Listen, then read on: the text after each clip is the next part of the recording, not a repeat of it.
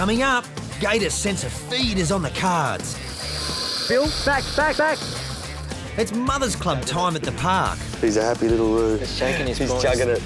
And time to milk our most dangerous. Even a small bite from a snake like this, big trouble.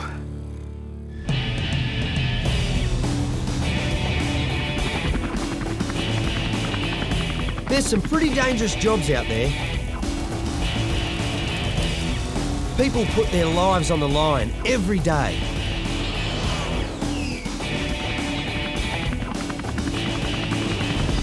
But I reckon we have a few jobs here at the Australian Reptile Park that would push for a place on the list of Australia's most dangerous jobs. Every year without fail, there's a gator nest raid.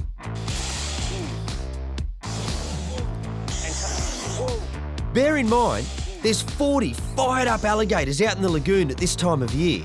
And without doubt, every one of them would gladly sink their teeth into anyone who had an unfortunate slip. Back up, Dino. That's why nest raiding makes it onto my top 5 most dangerous jobs at the reptile park. Go. Righto, boys. Next up, entering the cassowary enclosure. Now, ordinarily, these iconic birds will wander about minding their own business in the wild. Give them a wide berth and they won't bother you. But corner a cassowary, and that's something we occasionally have to do with captive animals. And you can soon have a problem on your hands. Hey, stop. Hey. Stop, Hey, got it. Come on, you. Needless to say, we don't go into the cassowary enclosure unless we really need to. Back at the Gator Lagoon for the next in my rundown on the reptile park's most dangerous jobs. Hey Timmy, you on radio? Go ahead, mate. You got a problem, there's no park water. Oh, that's not good. I'll have a look at the tank and pumps and I'll get back to you. Too easy. The park's gardens and some of the exhibit's water supply comes straight from the lagoon, which is spring-fed. We've got a pipe out there that feeds directly into these tanks with the help of a pump before the water disperses to where it's needed. Now, with 40 gators and a forest of trees overhanging the water, you can imagine there's a fair bit of waste build-up at the bottom of the lagoon.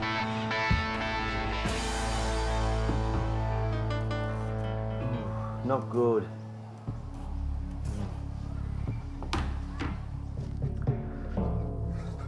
Well, it's just as I thought. The pipe's blocked in the lagoon. This is one of those jobs that nobody wants to do. Tim to Bill. Go ahead, mate. Bill, you're right. We do have a problem. The pipe's blocked, mate. Get the boat ready. We're going on the lagoon. Yeah, no worries, mate. This time of year, the Gator Lagoon should be pretty quiet. The breeding season is over. The weather has cooled down and the gators are fed to the gills. Should be easy, if a little mucky. Back home in the swamps and bayous of the southeastern United States, gators go dormant during the winter months, and that's exactly what they do here. But that's not for another month or so. Unlike Bill and I, these gators are built for life in the water. The tail works just like an oar on the backstroke. Its flattened sides provide excellent propulsion through the water. Now, you heard me mention 40 gators in the lagoon. Look around though, you can't see that many. Not yet anyhow. Under. Where'd that gator go? Big boy coming, Bill. We don't really want him jumping in. Let's stay out of his way a little bit. Let's go this way. This way. Alligators can spend up to 5 hours submerged without breathing, an extraordinary feat that allows them to rebuild energy, ready for their next hunt. When they're active, it's often only their eyes and snout that break the surface, perfect for hunting down prey. These fearsome foes are getting feisty. I wasn't expecting this. Get out of here, mate. Hey, there's the pipe. We got a gator sitting on it. Oh, what's that one behind you there? Just watch this big fella up here. Go to there, Bill. Go back, go back. Big fella. Bill, back, back, back.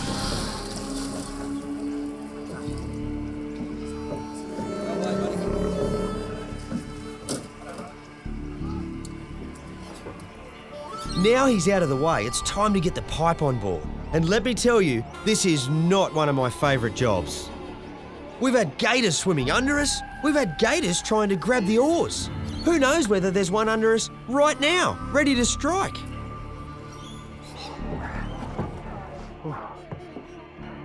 We've got the pipe halfway up. That was hairy. Gators everywhere and swarm. They think we're food. Bill promises me if I go in the drink, he'll get me out. Okay, so whilst Bill steadies the ship, I'm going to hoist the pipe aboard. Yes. Jeez, is that stuck or that heavy? No, I'm all right now. We got it. Oh, maybe I do.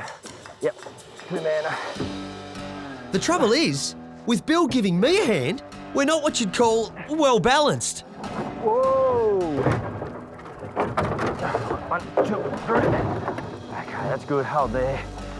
Right. That thick sludge is our problem. This cage, when in the water, goes down over the foot valve here. But every now and then the mud builds up and it stops working. At least we know how to fix it. We've got a big male just out the back here. Googly Eyes is his name. And this corner is his territory. And he's letting us know about it. He's slapping his jaws, all puffed up, sitting proud on the water. We're almost done. Googly Eyes isn't the only gator we need to keep an eye on. Any one of this lot could be weighing us up and getting ready to attack, so we're on alert at all times. They might have a brain the size of the top of my thumb, but that doesn't mean they're silly, especially when they only have one thing on their mind. If it moves, it's potential prey, and it's not beyond one of them to be lurking right below us, ready to take a hand and drag us into the lagoon. 1, 2, 3. Let's put it in without us going in too. 1, 2. You got the rock. 1, 2, 3. Okay. Job done. That was hairy. Hopefully we don't have to do that again for another year. Let's get out of here.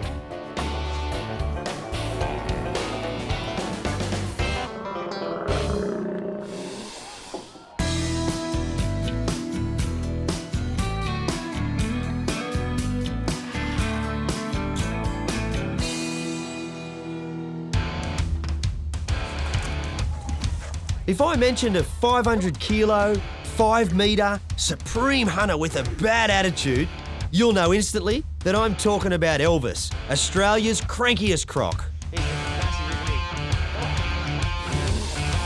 Attending to any job in his yard comes with its risks.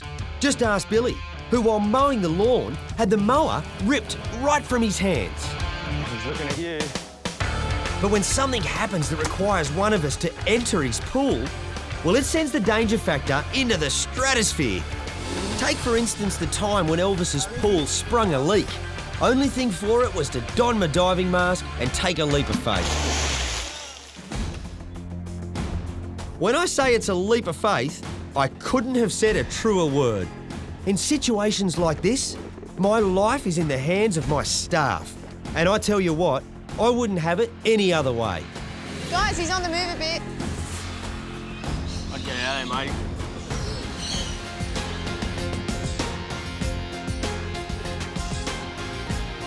Did you get it all done or what?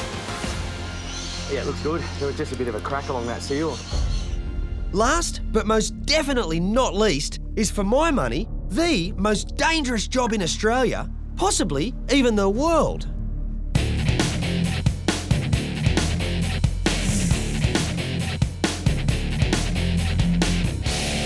This job is one that we do every week, but it never gets any easier. In fact, it gets scarier. Inside here is Australia's largest venomous snake, and this room is a part of the venom production unit. We extract venom from snakes to be sent off and made into life-saving anti-venom. Sounds easy, right? It's not.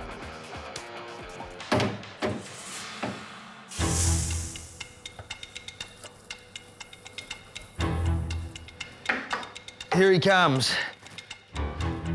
He's longer than me, almost by double. That's a 3-metre mulga snake, or king brown. Now, the trick is to get him onto that pad.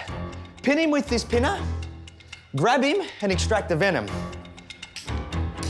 And here goes. It's a 2-man job. Come on, Brutus. Okay, he's up. You right? Good, Bill? Yep. Okay.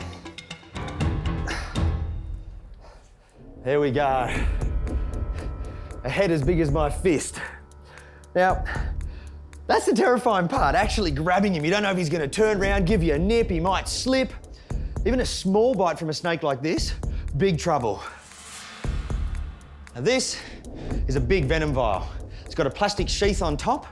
Now the snake needs to bite onto this and that'll stimulate the flow of venom. So here we go. 1, 2, 3, Brutus. 1, 2, 3. Oh, there we go. Look at that. 2 fangs, both 1/2 centimetre long, and just venom. Drip, drip, drip, drip, drip. Enough in there to kill Bill and I a few times over. That's a good milking. And the thing about king browns is that their venom isn't that strong. They don't even rank in the top 10. But what they lack in toxicity, they make up for in size, in volume. I wouldn't want that amount of venom in me. Now that's stage 2. So we've restrained the snake, we've got him onto the vial. Now most snakes just let go and you can release. Piece of cake. But Brutus here, in particular, won't let go. We have to walk to his cage, put him back in. He decides when he lets go of the vial, and then we'll retrieve it. Come on, mate. You right? We'll walk him back in. Billy will open up the cage. Just before he goes away, have a look at the size of this thing. This is a venomous snake, mainly a snake eater in the wild. Look at that. No wonder they call him the king. Tail first. You don't want to let the head go and have a whole heap of body hanging out. Okay, he's off.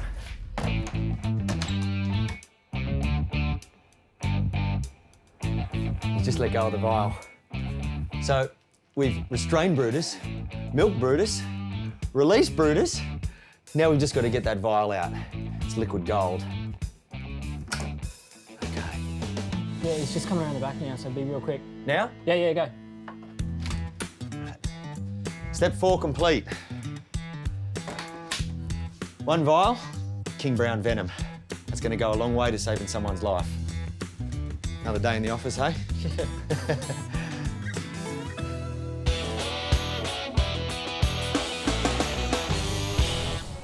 Would you mind looking after little Russell? It's not all snarling teeth and venomous fangs at the park. So maybe it's time I help reduce your heart rate with a big bundle of cuteness. I love you too, mate. Hold on, not long now. Taking care of orphans is just part of the job for me at the park. You ready for another Mothers Club meeting? Here's your bottle. Cheers. How's he going? Yeah, he's good, eh? He's still real sooky, right? Yeah? My senior park keeper Bill has also got his hands full. So we've started a daily Mothers Club after becoming full-time carers to these 2 joeys. Caring for orphan animals, and in this case, marsupials, kangaroos, 24-hour job. It doesn't stop. 6 feeds a day. In between, then you've got to toilet, clean up after. They're awake through the night. But a big part of that is giving them their bottles, their nourishment. You ready for some milk? There you go. He's a happy little roo. By the time you get round to having kids, Bill, you'll be spent. I'll be well experienced, that's for sure. Is that his belly? Yeah. He's shaking his He's paws. chugging it.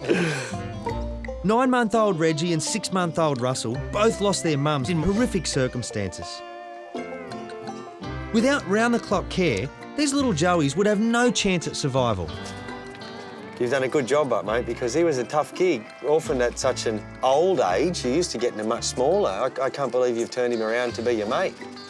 Yeah, he's the best, mate. Aren't you, mate? In the wild, joeys rely on milk from their mother for at least 12 months. Bill and I will need to keep feeding these little ones until they're old enough to fend for themselves. That's it. That's it. It's all gone. There's no more. You want to come for a hop with Reggie? I know you're not going to like that, but it's time. Yeah. You're a good little fella. Come on, let's go for a hop. Red kangaroos are social. The way that we need to develop their skills, and even makes their body physically stronger, is to get them out into our park area. There you go, mate. There are other kangaroos that are adults, there are hazards, and there's, of course, people. But all of that teaches them and develops them to be independent roos. Do you want to have a pat? There you go. Yeah. Do you know what sort of animal he is? Kangaroo. Yep. Then do you know what sort of kangaroo? I'll give you a hint. See the colour there behind his ear? What is it? Desert kangaroo. A desert kangaroo or a red kangaroo, that's right. It's a big day for Russell as it's his first time being surrounded by a crowd. All right, ready? Now you have to say, go Russell! Go on! The thing is, it's an important step for the little joey to gain his independence. As in little ambassadors, and we... He's cheeky. There's kids everywhere, and Russell's actually startling them. Not the other way, but he's getting used to the whole thing, and he's having a ball. You got him.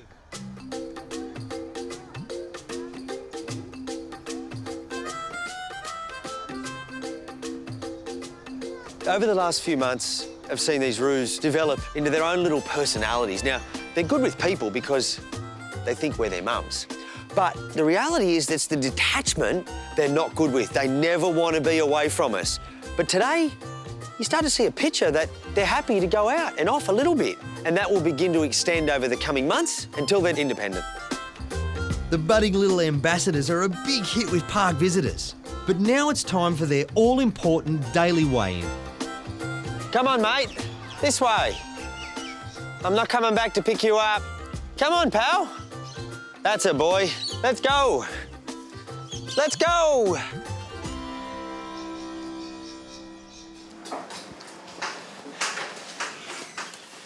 Righto. I'll take notes.